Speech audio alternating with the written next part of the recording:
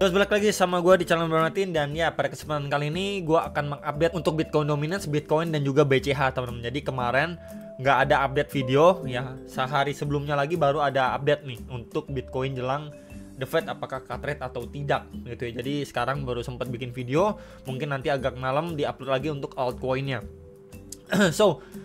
Terakhir kali ini The Fed ya masih belum mau melakukan cut rate teman-teman ya, apalagi di tengah kondisi yang memanas seperti ini, dan mereka meyakini kalau dalam jangka waktu beberapa bulan ke depan inflasi akan naik lagi karena adanya perang, tarif dan lain sebagainya lah ya. Jadi memang kita belum mendapatkan narasi positif untuk market so far ya, makanya kemarin-kemarin ada saya update, kita nggak bisa terlalu banyak lah ngarepin ke The Fed gitu ya, sangat-sangat kecil lah kemungkinannya gitu. Jadi ya udah mesti sabar-sabar lagi gitu, dan ya ternyata benar teman-teman ya. Overall seperti itu, belum ada sentimen positif, dan perang antara Israel dan Iran juga belum menemukan titik tengah, malah masih memanas gitu ya. Dan ya untuk market sekarang fear and greed juga masih berada di level 48 which is netral ya, market sideways masih di situ-situ aja, dimana sekarang udah masuk hari Jumat, besok udah Sabtu Minggu gitu ya teman-teman. Kemudian barusan itu Bitcoin aja sedikit kenaikan lah ya. Kalau kita perhatikan di liquidation heat map per 3 hariannya, ternyata di range 106 ribuan dolar ini punya liquidation yang gendut.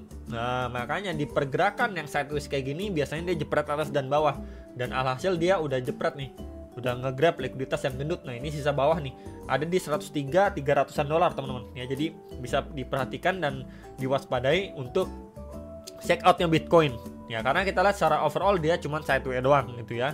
Jadi kalaupun ada pergerakan movement signifikan dalam jangka waktu singkat, entah itu dia up atau down ya, kita bisa pantau untuk liquidation heat map itu dulu, karena kita melihat Bitcoin ini masih sideways.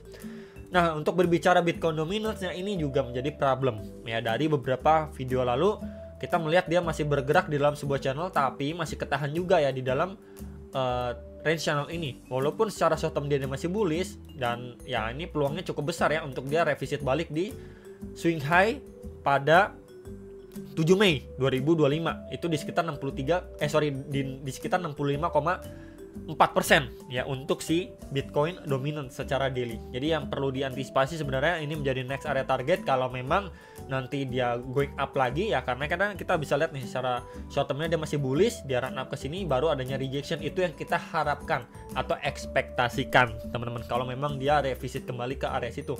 Yang menjadi bad newsnya adalah kalau dari range ini dia break kenceng ya, break kenceng untuk dia malah lanjut naik, wah altcoinnya bakal klenger. Berarti kita akan melihat altcoin itu benar-benar makin drop, kemudian likuiditasnya makin kecil, dan ya untuk beberapa bulan ke depan mungkin kita nggak bisa berekspektasi atau menaruh harapan yang cukup besar untuk altcoinnya ya. Ini yang saya pribadi nggak harapkan terjadi pada Bitcoin dominance yang akan berpengaruh sekali untuk ke altcoinnya. Nah untuk secara hourly kalau kita lihat 4 jamnya ya so far masih bullish juga ya. Dia going up and down-nya pun masih di atas EMA21, walaupun dia sempat drop pun ya masih ketahan di entah dia di SNR atau malah di trendline support dari channel itu. Jadi memang ini masih diekspektasikan dia naik bertahap sampai revisit kembali ke next area, baru kita melihat nanti reaksinya seperti apa. Cuman ya saya pribadi mengharapkan hal serupa terjadi seperti ini. Against yang saya pribadi agak sayangkan sebenarnya ini kan rejection strong ya pada Mei. Kemudian waktu dia naik bertahap di sini, expect dia bisa drop kayak gini, lanjut turun. Malah di sini dia perlahan naik kayak gini. Ini nyiksa banget untuk altcoinnya. Ini kalau kita lihat itu sebentar guys ya. Enggak. Kurang lebih sama ya pada pergerakan Agustus nih, Agustus, September, Oktober nih. Kalau kita perhatiin ya. Nih, movementnya korektif, kemudian dia malah bisa nge-spike ya sampai akhirnya November dia drop kenceng teman-teman. Nih, di sini baru kita menikmati mini all season nih. Ya. Jadi mungkin kalau dilihat pada pergerakan sebelumnya ini cukup mirip ya. Ya tuh. Naiknya korektif banget di dalam channel gitu ya. Somehow akhirnya dia mampu break ya. Setelah break dia masih bisa going up lagi sampai akhirnya dia drop di Q4. Jadi mungkin kalaupun nanti kita mengulangi hal serupa, jadi ya mungkin harapan lebih besar di Q4 teman-teman ya. Dan tentu kalau memang kita mengikuti hal seperti ini, antisipasi kalau nanti akhirnya dia breakout ya, altcoin bakal lebih merah lagi kalau memang serupa ya untuk Bitcoin dominance-nya. Nah, untuk Bitcoin secara daily sebenarnya ini masih overall masih sideways ya, di sini-sini aja. Walaupun dia sekarang berada ya di atas EMA21, kita perlu sekali closingnya. Besok seperti apa closingnya. Kemudian udah masuk Sabtu Minggu lagi. Sabtu Minggu biasanya cenderung sideways kayak gini nih. Nih, sideways ya, pergerakannya tipis-tipis aja. Kemudian kita masuki Senin lagi. Jadi mungkin ekspektasi ya dia ataupun Bitcoin bermain di range ini dulu. Ya di bagian atas di 107.800-an dolar. Range bawah itu di sekitar 103.400 dolar, teman-teman. Ya, ini bisa diperhatikan untuk range Bitcoin bermain at least 1-2-3 hari ke depan lah ya, dari 103.400 sampai 107.800 dolar, jadi sekitar 4.000 dolar lah kurang lebihnya untuk range dia bermain mondar-mandir atas bawah ya untuk Bitcoin secara daily. Cuman ya memang kita melihat di sini posisinya makin lama makin turun, tapi turunnya itu momentumnya jauh lebih slowly walaupun adanya perang ya. Kita lihat di sini reboundnya signifikan momentumnya, kemudian somehow koreksinya itu korektif. Kita lihat di sini tuh secara movement atau momentum pun masih lebih strong yang waktu dia rally kencang.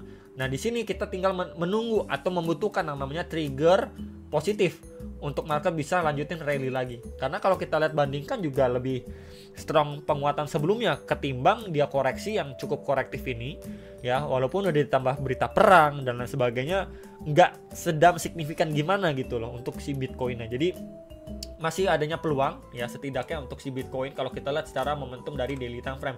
Nah untuk secara hourly-nya gimana? Nih hourly-nya kalau kita lihat memang overall dia masih ketahan di same level yang sama ya, low level yang sama. Jadi mungkin adanya yang bilang ini chance double bottom nih, dia retest di low sebelumnya ya bisa. Tapi kalau melihat kondisi seperti ini mengingatkan saya pada movement sebelumnya nih teman-teman. Nah ini nih ya, sebelumnya memang dia juga sempat up nih, tapi upnya pun ini kan high ya.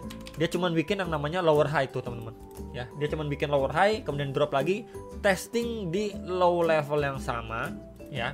Somehow di sini kalau kita lihat lebih detail, di sini adanya liquidation grab ya atau liquidity sweep juga nih ya. Ini testing di level yang sama, dia drop lagi ya, grab likuiditas biasanya ngisi bahan bakar atau isi bensin lagi untuk akhirnya dia mendapatkan rally lagi tuh, rally lagi ya, tes ke highest atau HTH namanya ya. Jadi ini yang perlu kita perhatikan dan mungkin bisa terjadi ya di minggu-minggu ke depan.